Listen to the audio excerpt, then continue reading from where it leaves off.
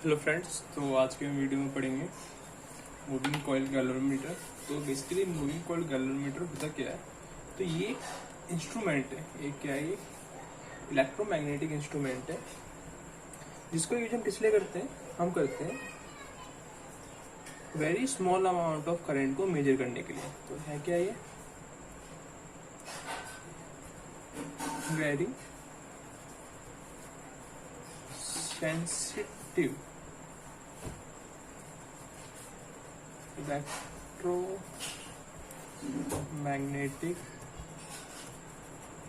Instrument. इसका use क्या है? यूज है इसका टू डिटेक्ट। मैं यहाँ पे मेजर करने की बात नहीं कर रहा, मैं आपकी बात कर रहा हूँ डिटेक्ट करने की। क्योंकि जनरली क्या होता है, जो आपका एमीटर होता है वो आपका थोड़ा हाई अमाउंट ऑफ करंट को मेजर करता है। तो जब हम स्मॉल अमाउंट ऑफ करंट की बात करते हैं, हम किसकी बात करते हैं? Moving coil galvanometer to detect और यू कैन से मेजर किसको? Very small amount of current.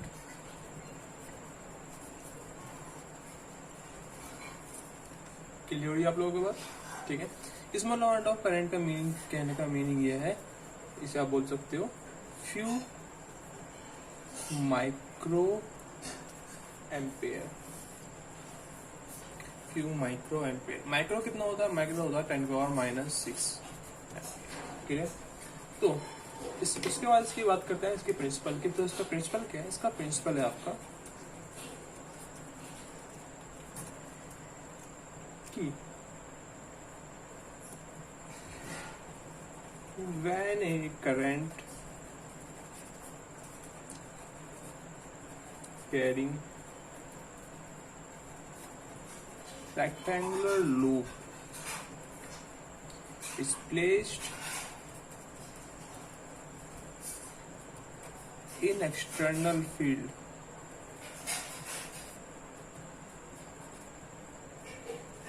it experiences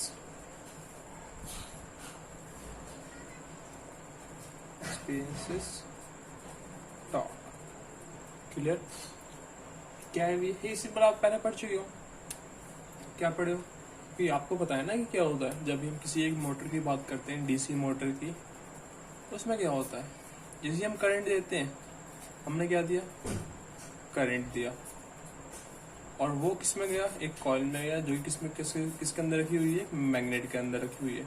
तो क्या होता है, ये जो कॉइल होती है वो घूम जाती है।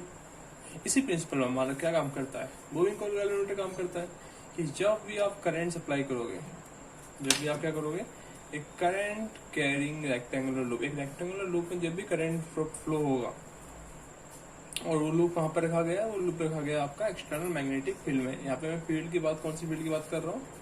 Magnetic field. तो क्या होगा, उस लूप पे टॉर्क लगेगा। अब जब उस पर टॉर्क लगेगा तो हमें क्या पता लग जाएगा कि हाँ भी करंट है। ठीक है? तो ये तो हुआ इसका बेसिक प्रिंसिपल और इसका इंट्रोडक्शन। ठीक है, अब हम बात करते हैं कि ये दिखता कैसा है। देखो, आपको अलग अलग बुक्स में अलग अलग डायग्राम मिलेंगे, लेकिन हम तीन सिंपलेस्ट डायग्राम्स की उसकी तीन सिंपलेस्ट डायग्राम की यहाँ पे बात करेंगे। तो पहला डायग्राम जो आपको मिलता है कुछ ऐसा होता है, मैं कोशिश करता हूँ बनाने की। एक सेकेंड, कुछ ऐसा।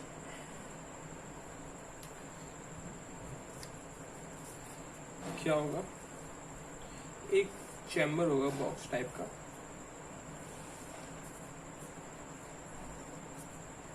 ये मैं मूविंग कॉइल गैल्वेनोमीटर की बात कर रहा हूँ। ये वीडियो थोड़ी सी लेंथी जाएगी। क्यों लेंथी जाएगी? क्योंकि यहाँ पे हम उसकी पूरी की पूरी डिटेल वर्किंग और उसके बारे में उसका मैथमेटिकल एक्सपेक्ट किया है, तो आपको थोड़ा पेशेंस रखना पड़ेगा।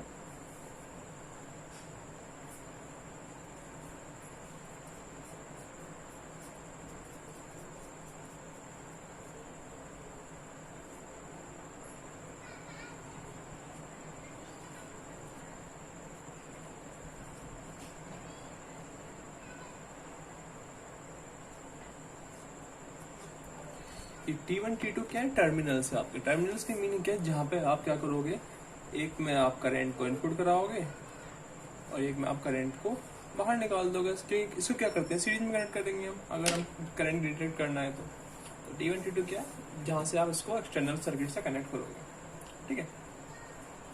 तब होता क्या है, यहाँ पे ये जो T1 है, जैसे आपने इसको करंट इसको कनेक्ट करा, तो यहाँ से एक छोटी सी वायर जाएगी, पतली सी वायर अंदर ही अंदर सर्किट में, और वो जाती है ऊपर, ठीक है। ऊपर से वो निकलती है एक वायर के थ्रू, जो कि ऊपर से लटकी हुई है, ठीक है। ऊपर से क्या हुई है, लटकी हुई है, और जिस चीज से लटकी हुई है उसको बोलते हैं हम क्या, एक्चुअली उसका कुछ ऐसा नाम नहीं है, लेकिन हम फिर भी उसे एक सिंपल से एक वायर बोल सकते हैं, एक हुक टाइप का जिससे वो लटकी हुई है, और उसके थ्रू ये वायर नीचे आती है, और यहाँ पे क्या होता है, डिटेक्टर होता है। यहाँ पे क्या होता है, जो आपको बताता है डिटेक्टर, रिस्पॉन्डर बोल दो, रिस्पॉन्डर, मतलब जब भी आपका करंट सर्किट में मूव करेगा, इस गैल्वेमीटर से मूव करेगा, तो यहाँ पे जो भी होगा वो क्या करेगा, डिफ्लेक्शन शो करेगा। जैसे कि किसी बुक्स में यहाँ पे जो होता है वो होता है आपका डिटेक्टर की तरह, आपको जो होता है मिरर, और कहीं कहीं क्या शो होता है, क्या यूज करते हैं यहाँ पे, नीडल, ठीक है। एक सेकेंड, हाँ जी। तो यहाँ पे क्या होता है, आपका मिरर होता है, या फिर क्या होता है, नीडल होती है। ये नीडल की स्पेलिंग गलत होगी यहाँ पे, NEEDL, ठीक है। नीडल क्या होगा, पॉइंटर होगा, आप नीडल बोल दो या फिर क्या बोल दो, पॉइंटर बोल दो। इन सब की वर्किंग हम डिटेल में पढ़ेंगे, ठीक है। तो यहाँ से एक वायर जो कि लटका हुआ है, और वो कहाँ जाता है, वो नीचे आता है, ठीक है। और वो जो नीचे आता है तो बनाता है यहाँ पे वो एक रेक्टेंगुलर लूप, और वो रेक्टेंगुलर लूप कैसे बनाता है बना के दिखाता हूँ मैं। वो रेक्टेंगुलर लूप को जिस तरह से बनाएगा, वो यहाँ से गया, इस तरह से गया, रेक्टेंगुलर लूप बनाया, देख लो, ऊपर से करंट आएगा, इधर गया करंट, एक रेक्टेंगुलर लूप बनाया, इसमें करंट गया, इसमें करंट नीचे गया, इसमें करंट इधर गया, इस वाले पार्ट में करंट ऊपर गया, और फिर क्या होगा, फिर ये दोबारा से अपने पार्ट को रिपीट करेगा इस तरह से। यहाँ पे बहुत सारे क्या होते हैं, रेक्टेंगुलर लूप फॉर्म हो जाते हैं, और जो राइट साइड वाला जो भी लूप्स होंगे, पार्ट होगा इस रेक्टेंगुलर लूप के, उसमें करंट नीचे आ रहा होगा, और जो कि लेफ्ट वाले पार्ट होंगे उसमें करंट किधर आ रहा होगा, ऊपर आ रहा होगा, ठीक है। इतनी बात समझ में आ रही है। अगर हम इस तरह से, अगर हम T1 को करंट देते हैं और T2 से करंट बाहर निकलता है, तो राइट साइड वाले में क्या होगा, करंट नीचे आ रहा होगा, और उसके बाद ये यहाँ से कनेक्ट होता है आपका एक स्प्रिंग के थ्रू। किसके थ्रू, एक स्प्रिंग।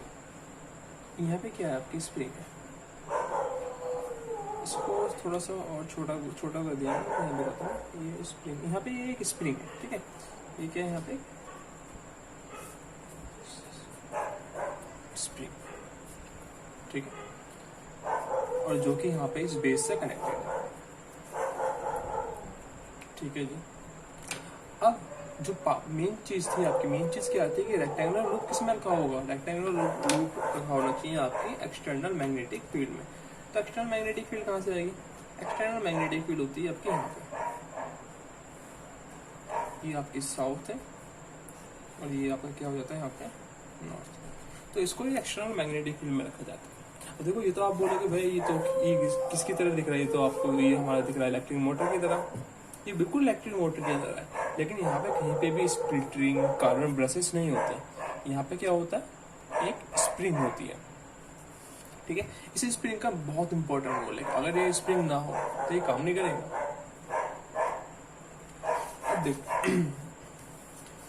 ये तो हुआ सिंपल स्ट्रक्चर। अब इसको थोड़ा डिटेल में देखते हैं कि दिखता कैसे है। इतनी बात समझ में आई आप लोगों को। अब मैं इसको थोड़ा सा सिर्फ इतने पार्ट को आपको अलग करके दिखाऊंगा। कितने पार्ट को मैं आपको दिखाऊंगा, सिर्फ ये जो पार्ट है आपका, क्योंकि सारा काम इसी पार्ट में हो रहा है। हाँ, एक चीज मैं बताना भूल गया यहाँ पे, इस स्प्रिंग से करंट नीचे जाएगा और वो फिर जाएगा इस T2 टर्मिनल से होते हुए बाहर निकल जाएगा। ठीक है, तो पहले मैं अब आपको जो ग्रीन एरिया के अंदर है उस पार्ट को डिटेल में बना के दिखाता हूँ कि वो कैसे दिखता है। तो देखो, ये जो आपको दिखता है कुछ ऐसे दिखता है। सबसे पहले होता क्या है, यहाँ पे मैग्नेट होती है। मैं 3D बनाने की कोशिश करूंगा कि आपको ज़्यादा सही तरीके समझ में आए। ये जो मैग्नेट होगी,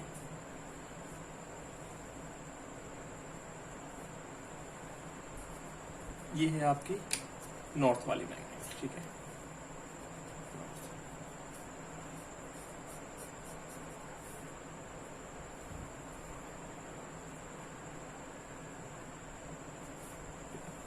ये आपकी नॉर्थ वाली मैग्नेट है। अब ऐसी एक मैग्नेट होगी साउथ वाली,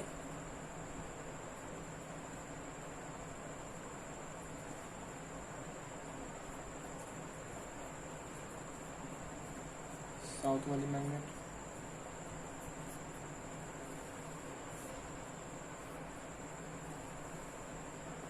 ये आपके साउथ वाले मैग्नेट। और जब इस तरह का स्ट्रक्चर होता है जिसमें कि देख रहे हो आपकी जो मैग्नेट है सेरेडिएट है, ये आपकी क्यूबोइडिकल शेप की नहीं है। यहाँ पे ये इसने एक सिलेंडर वाला पैटर्न नोट ये फॉर्म करा है। तो इस तरह की जो मैग्नेट होती हैं तो उनके कारण जो मैग्नेटिक फील्ड जनरेट होती है उसे क्या बोलते हैं हम, रेडियल मैग्नेटिक फील्ड। तो यहाँ पे जो हमने इस मैग्नेट को ये स्ट्रक्चर दिया है, ये स्ट्रक्चर ये क्यों दिया है, ये किस लिए दिया है, shape in cylindrical to create radial magnetic field।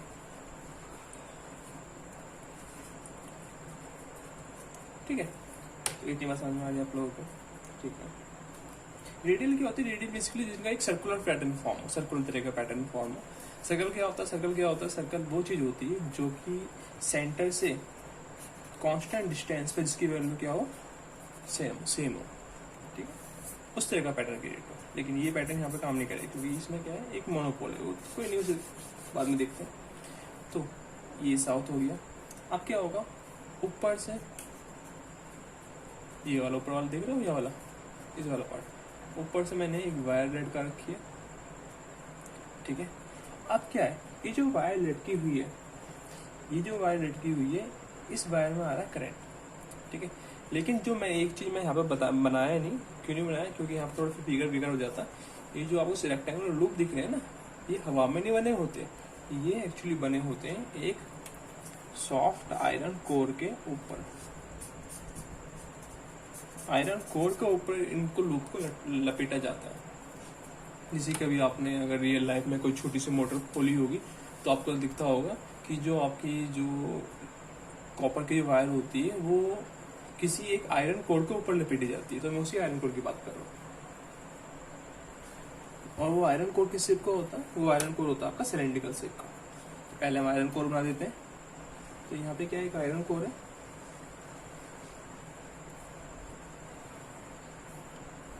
ये आयरन कोर हो गया। ठीक है, इस आयरन कोर के ऊपर रेक्टेंगुलर वे में क्या कर रखी है हमने,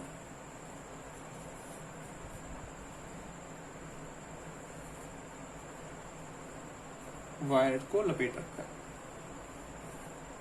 क्लियर, और लपेटते लपेटते एक एंड वायर का नीचे निकाल दिया हमने, और फिर नीचे निकालने के बाद यहाँ पे हमने क्या कनेक्ट करा, इससे एक स्प्रिंग कनेक्ट करी। इस तरह से हमने कनेक्ट करी, एक स्प्रिंग कनेक्ट करी और उस स्प्रिंग को नीचे निकाल दिया। तो मीनिंग क्या, यहाँ से करंट आएगा अंदर, यहाँ से करंट आपका बाहर निकल जाएगा। क्लियर। अब जैसे ये करंट आएगा तो आपको पता है क्या होगा, होगा ये कि भाई ये जो आयरन को ये जो आपकी रेक्टेंगुलर कॉइल है इस पर टॉर्क लगेगी। और टॉर्क कैसे लगेगी, सपोज करते हैं कि यहाँ पे करंट आपको ऊपर जा रहा है, यहाँ पे करंट आपके नीचे जा रहा है, तो टॉर्क कैसे लगेगी, टॉर्क कुछ ऐसे लगेगी। करंट आप राइट हैंड थंब रूल लगाओगे, आपका sorry left hand Fleming's rule लगाओगे, तो करंट ऊपर, मैग्नेटिक फील्ड राइट साइड में, फोर्स अंदर की तरफ। तो ये जो पार्ट है आपका, ये आपका अंदर की तरफ मूव होगा, और इसी का अपोजिट में क्या होगा आपका, ये वाला दूसरा वाला पार्ट, ये वाला पार्ट आपका बाहर की तरफ आएगा। इसको हम नाम देते हैं, इसका नाम है P, इसका नाम है आपका S, इसका नाम है आपका R, इसका नाम है Q। तो PS पार्ट अंदर जाएगा, PS अंदर जाएगा,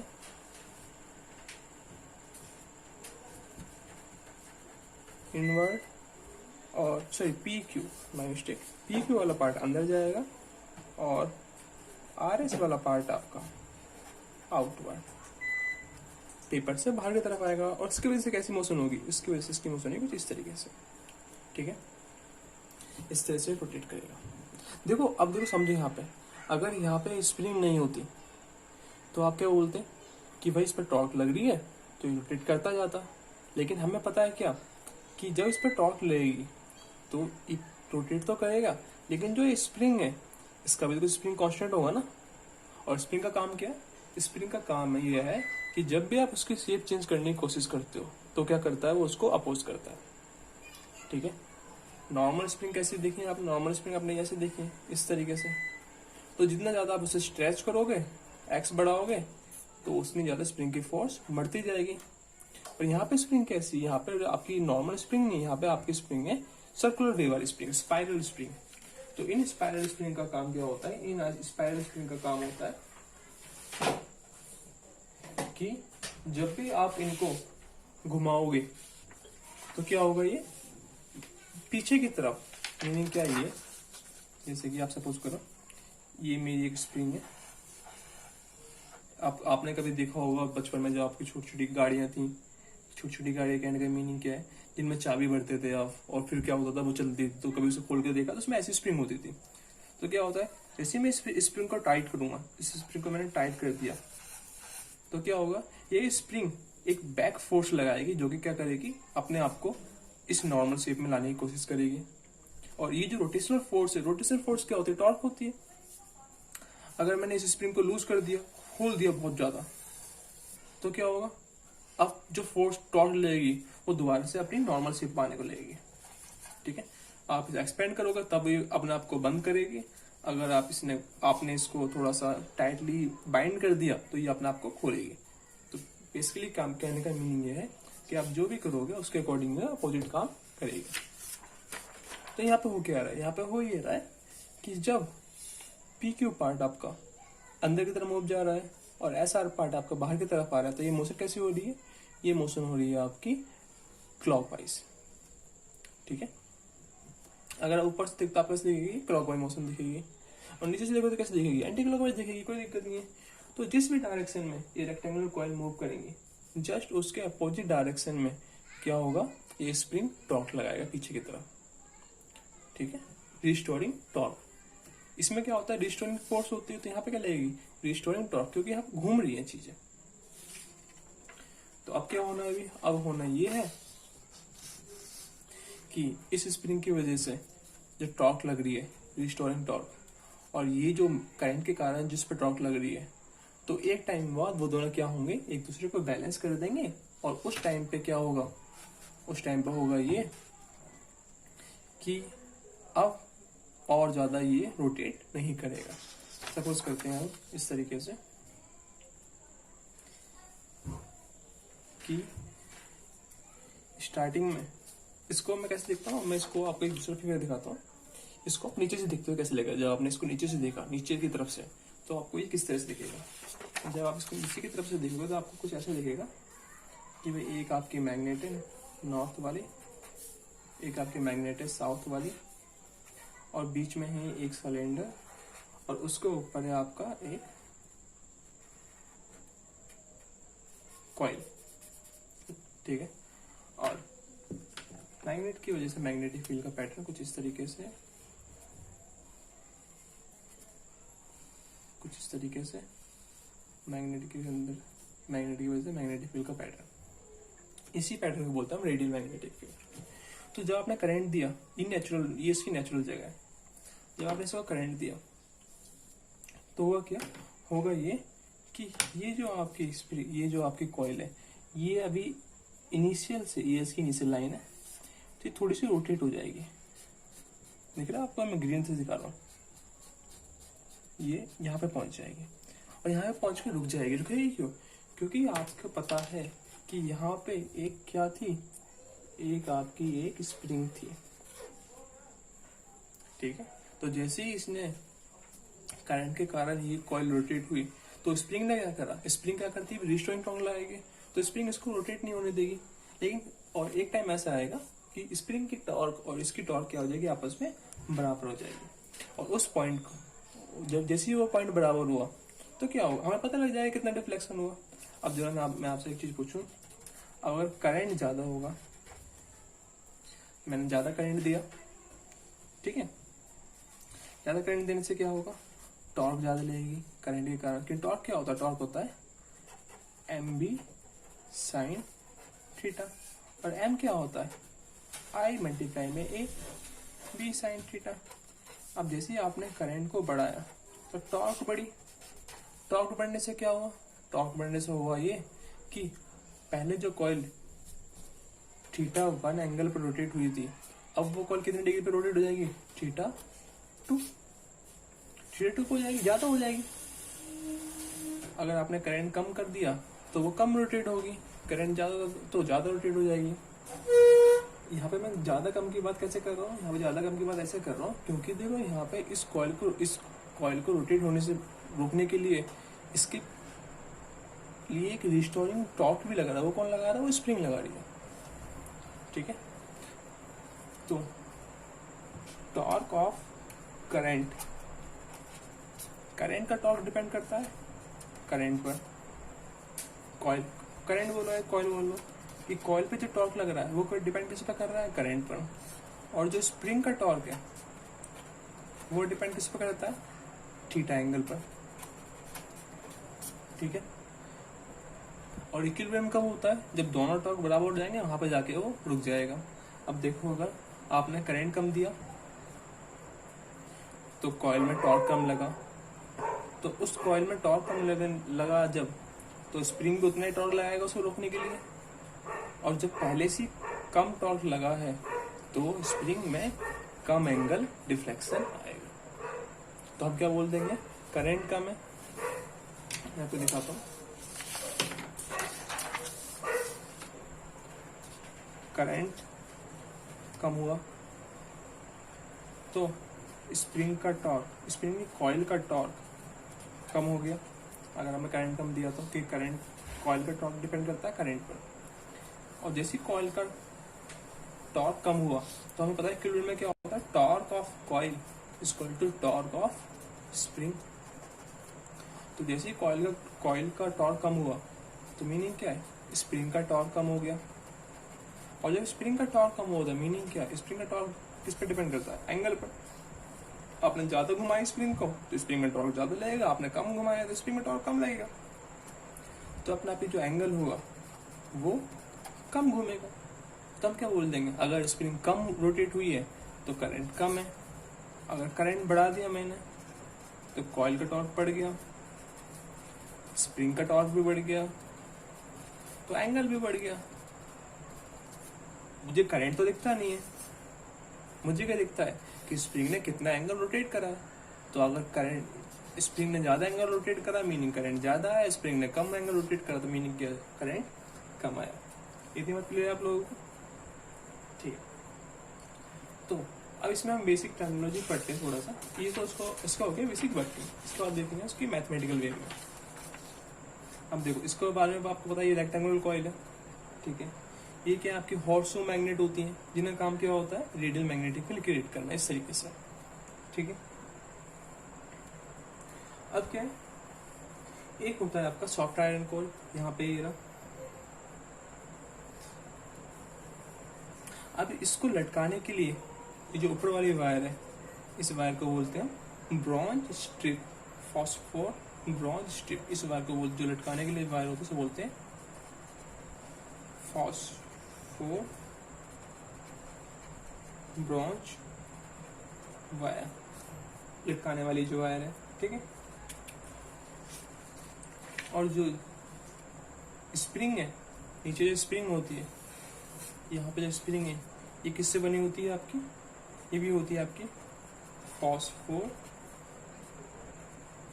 ब्रॉन्ज स्प्रिंग, ठीक है। ये भी आपकी किससे बनी होती है? फॉस्फोर ब्रॉन्ज स्प्रिंग से बनी होती है। फॉस्फोर ब्रॉन्ज एक मटेरियल का नाम है और स्प्रिंग उसका नहीं चाहिए कि वो स्प्रिंग है। अब देखो यहाँ पे क्या था, यहाँ पे क्या है आपकी नीडल होगी, एक पॉइंटर। तो जब ये कम घूमेगा तो पॉइंटर कम डिफ्लेक्शन शो करेगा, जब ज्यादा घूमेगा तो पॉइंटर ज्यादा डिफ्लेक्शन शो करेगा। या फिर क्या होगा, मिरर होगा। तो कोई दिक्कत नहीं, मिरर की बात छोड़ के भी हम बात इस पे कर रहे हैं, पॉइंटर पे कर रहे हैं, कोई दिक्कत नहीं है। तो जब ये ज्यादा रोटेट करेगा तो पॉइंटर ज्यादा एंगल दिखा देगा, जब ये कम रोटेट करेगा तो पॉइंटर क्या दिखाएगा आपको? कम एंगल दिखाएगा। इतनी बात क्लियर है आप लोगों को? ठीक है, ये तो हुआ बेसिक अरेंजमेंट। अब हम देखेंगे इसकी मैथमेटिकल कि ये फिजिक्स के अकॉर्डिंग अगर हम इसमें फिजिक्स के फॉर्मूले लगाएं तो ये कैसे काम करेगा। मैंने आपको पहले ही बोल दिया था कि ये वीडियो थोड़ी सी लेंदी जाएगी, तो आपको थोड़ा सा पेशेंस रखना है, बस हो जाए, होने वाला है, ज्यादा नहीं बचा, बस थोड़ा सा पेशेंस। तो जब हम इसकी वर्किंग की बात करते हैं तो वर्किंग की बात करते टाइम मैं दिखाता हूँ आपको सिर्फ एक कॉइल। अभी मैं क्या करूंगा, इसके अंदर जो सॉफ्ट आयरन कोड था उसे हटा दूंगा, PSRQ, ठीक है। ये आपकी एक कॉइल थी, रेक्टेंगुलर कॉइल, और इस रेक्टेंगुलर कॉइल के राउंड में हमें पता है कि मैग्नेटिक फील्ड इधर जा रही है, इधर जा रही है। देखो जो रेडियल मैग्नेटिक फील्ड होती है ना, जो रेडियल मैग्नेटिक फील्ड होती है हमारी, हम रेडियल मैग्नेटिक फील्ड इसीलिए यहाँ पे अरेंजमेंट दिखाते हैं ताकि हमेशा रेडियल मैग्नेटिक फील्ड में क्या होगा, हॉर्सो मैग्नेटिक फील्ड पैटर्न में हमेशा जो मैग्नेटिक फील्ड होगी वो इस रेक्टेंगुलर कॉइल में क्या होगी, पैरेलल होगी। दिखाता हूँ कैसे। अब यहाँ पे देखो, दोबारा बना देता हूँ मैं। ये आपकी मैग्नेट है, नॉर्थ साउथ, और ये आपकी कॉइल थी, ठीक है, रेक्टेंगुलर कॉइल। नीचे से दिखा रहा हूँ आपको। तब क्या होगा, यहाँ पे इधर से मैग्नेट आ रही है, मैग्नेटिक यहाँ से इधर मैग्नेटिक फील्ड निकल रही है। तो हमेशा क्या होगा, ये जो कॉइल होगी वो क्या होगा, मैग्नेटिक फील्ड के पैरेलल होगी। जब यहाँ पे तो इस वाले लाइन के पैरेलल है, जब इसने थोड़ा सा रोटेट करा तो ये वाली मैग्नेटिक फील्ड इसके पैरेलल है, ठीक है। तो हमेशा क्या होती है, रेडियल मैग्नेटिक फील्ड में जो कॉइल होती है आपकी वो क्या होती है, हमारी मैग्नेटिक फील्ड के पैरेलल होती है। इसका थोड़ा सा और डीप डिस्कशन है, वो हम आपकी क्लासेस में जब हमारा ये लॉकडाउन खत्म हो जाएगा तो तब हम इसका डिस्कशन करेंगे डीपली कि ये मैग्नेटिक फील्ड के पैरेलल क्यों होती है। अभी आप ये समझो कि जो भी रेडियल मैग्नेटिक फील्ड होती है वो हमेशा क्या होती है, कॉइल के पैरेलल होती है, जिसकी वजह से टॉर्क का फॉर्मूला निकल के आता है। टॉर्क क्या होता था हमारा, टॉर्क होता था एन, बेसिकली टॉर्क होता है आई मल्टीप्लाई में एरिया मल्टीप्लाई में मैग्नेटिक फील्ड और फिर साइन थीटा, ठीक है। लेकिन जब नंबर ऑफ टर्न्स ज्यादा हो जाते हैं, एन नंबर ऑफ टर्न्स हो जाते हैं, तो यहाँ पे एन का मल्टीप्लाई हो जाता है। तो टॉर्क क्या होता है, N I A B sine theta. और ये थीटा एंगल किससे होता है, थीटा एंगल होता है आपका एम मैग्नेटिक मूवमेंट और मैग्नेटिक फील्ड के बीच का एंगल बिटवीन मैग्नेटिक मूवमेंट और मैग्नेटिक फील्ड। तो हमें पता है कि जब ये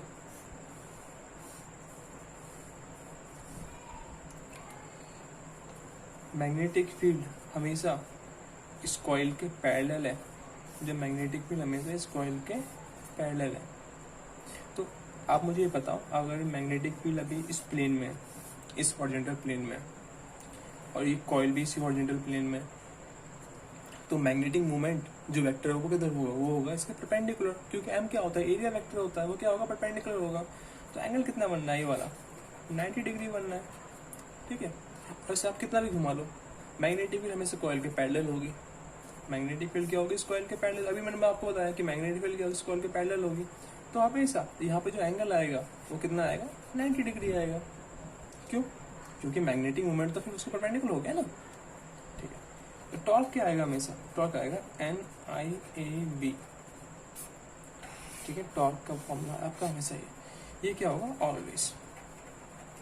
और कितना भी एंगल रोटेट कर ले, कितना भी वो घूम जाए, टॉर्क हमेशा ऐसे ही इतना ही लगना है। टॉर्क की वैल्यू चेंज नहीं होगी इस केस में। दूसरी बात, आप समझ में आ रहा है आपको यहाँ पे क्या आ रहा है, importance of radial magnetic field. इसकी इंपॉर्टेंस ये कि जो टॉर्क लगता है वो इंडिपेंडेंट होता है। Torque due to magnetic field does not depend on theta and always same। आप एक पर्टिकुलर अमाउंट ऑफ करंट दोगे, तो जैसे आपने एक पर्टिकुलर अमाउंट ऑफ करंट दिया तो क्या होगा, आप उसे कितना भी घुमा लो उस पर उतना ही टॉर्क लगेगा कि कितने भी एंगल पे घुमा लो, क्योंकि यहाँ पे थीटा वाला टर्म आ ही नहीं रहा है। क्यों नहीं आ रहा? क्योंकि हमेशा जो एंगल फॉर्म होगा 90 डिग्री फॉर्म होगा। जो टॉर्क होगा तो वो मैग्नेटिक फील्ड पे डिपेंड नहीं कर, सॉरी मैग्नेटिक फील्ड पे नहीं, टॉर्क तो आपका एंगल पे डिपेंड नहीं करेगा और हमेशा क्या होगा, सेम होगा। और टॉर्क कितना आ रहा है हमारा, NIAB। क्लियर हो रही है आपके पास? ये तो हुआ टॉर्क।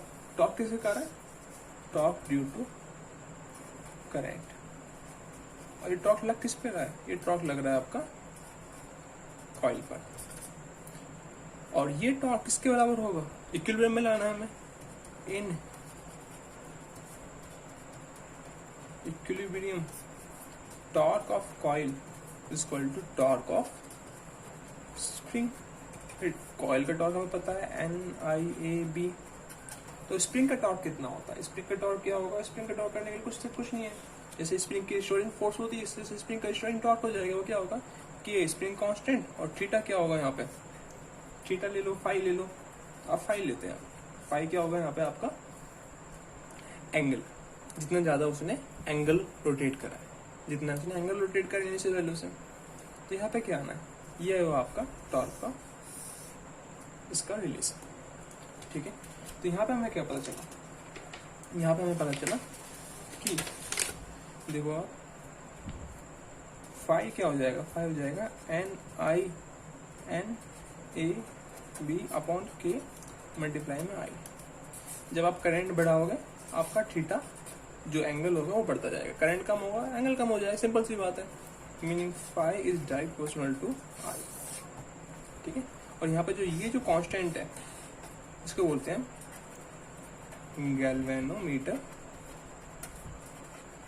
कांस्टेंट। क्लियर हुई आप लोगों को बात? ठीक है, ये तो हुआ आपका गैल्वेनोमीटर का। अब जो हमारा बचा है वो बचा हमारा सेंसिटिविटी। क्या बचा है,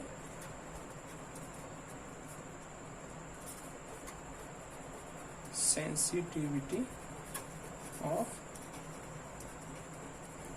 गैल्वेनोमीटर। ठीक है, अब हम दो तरह की सेंसिटिविटी की बात करेंगे। एक बात करेंगे हम करंट सेंसिटिविटी की, एक बात करेंगे हम वोल्टेज सेंसिटिविटी की। ठीक है, ओके। हाँ, तो ये जो पार्ट है sensitivity of galvanometer and the current sensitivity, voltage sensitivity और uses of galvanometer as a ammeter and voltmeter, वो हम पढ़ेंगे नेक्स्ट पार्ट में। ठीक है, क्योंकि अभी थोड़ी लेंदी जा रही है ये, तो ज्यादा खींचना नहीं चाहता मैं। चलो, थैंक यू वेरी मच।